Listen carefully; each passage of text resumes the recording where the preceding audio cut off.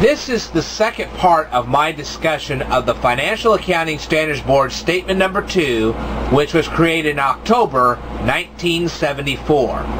And in this particular video, I'm going to review what is a research and development cost and what isn't. Let's start with the things that are research and development costs. First of all, anything that's laboratory research. Secondly, let's say you find a new piece of knowledge. You were the one, let's just say hypothetically, you were the one that figured out how to make rubber for car tires. But at the point you figured out how to make the rubber, you weren't sure if you're going to put in car tires or parachutes or whatever. And that's the same thing with nylon. When they first discovered nylon, they weren't sure exactly how they were going to use it. They hadn't invented nylon pantyhose or nylon parachutes or anything like that. They just figured out how to make nylon. They weren't quite sure how they were going to apply it. Same way with the radio waves that finally made your microwaves. The guy who invented that wasn't exactly sure right off the bat how he was going to apply this new knowledge. So this would be research and development costs. Alright, now let's say you come up with a concept or design for a brand new product. Alright, and all these little diagrams and flow charts and that kind of thing. All that's research and development costs.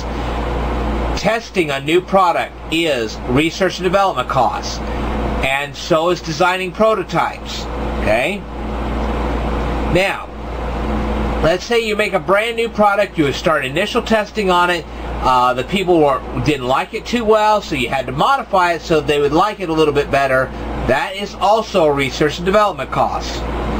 Now, if you have to suddenly design new tools to make this new product, that is a research and development cost. And if you design a brand new plant to make your new product, that is a research and development cost. Alright?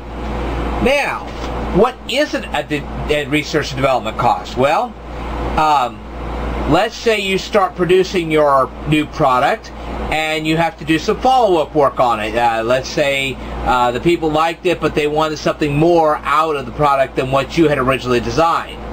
That follow-up work is not research and development. You've already got an established product now. That is a different type of cost. Alright? If you're routinely testing the products you're making, that's not research and development. Alright? Now, let's say you're having problems making your established product. That is not a research and development cost to try to figure out what those problems are and how to fix them. Okay? You've got a product, you're making it, and you have to do a little troubleshooting with it. That's not a research and development cost. Alright?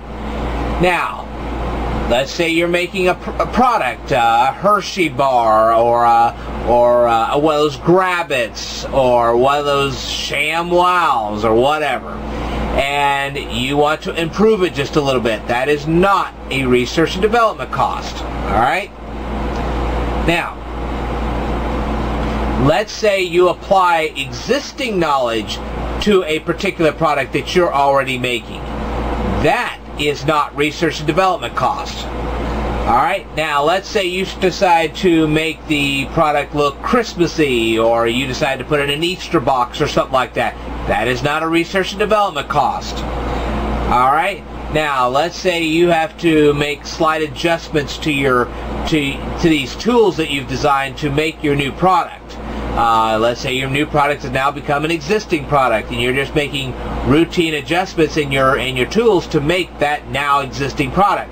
That is not a research and development cost, people. And anytime you file legal work when it comes to patents, to copyrights or trademarks, that has nothing to do with research and development cost. Alright, now let's continue our discussion.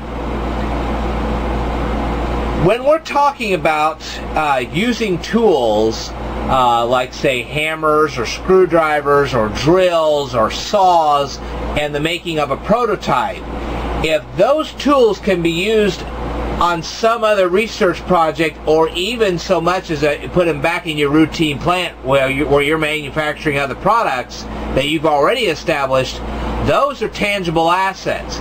It's only when you're going to use those tools to make your prototype and you're never going to use those tools again that you call it a research and development cost. Now, let's say your screwdriver breaks or your saw breaks while you're trying to make your new prototype. If that happens, then it becomes a research and development cost.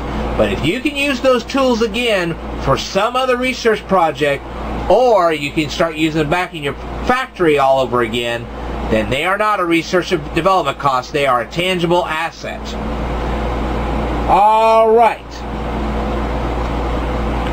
Anytime you hire people to specifically work on research projects and they're not working on anything else, that's a research and development cost. But if you're just bringing personnel from your factory to do this research and you're going to send them back to your factory, the only thing that's going to be research and development cost is the pay you give them for that research. After that, you send them back to the factory and that becomes regular payroll once again. All right. And I will now talk about more of this in a future video, so stay tuned.